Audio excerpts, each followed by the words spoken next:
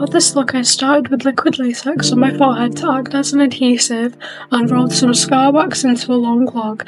I made it into a circle, and then I blended out the edges using Vaseline and a spatula, and I also used my fingers. I added some red and black into the middle. I went over it with some more liquid latex to seal it into place, and then I matched my skin tone. I used some red and some foundation and stippled it.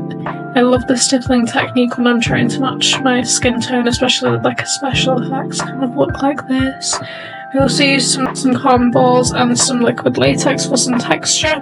I added a ton of fake blood and just like going over with more paint and stuff to just make sure I get the exact result that I wanted. And here is the final result. Thank you so much for watching. Bye!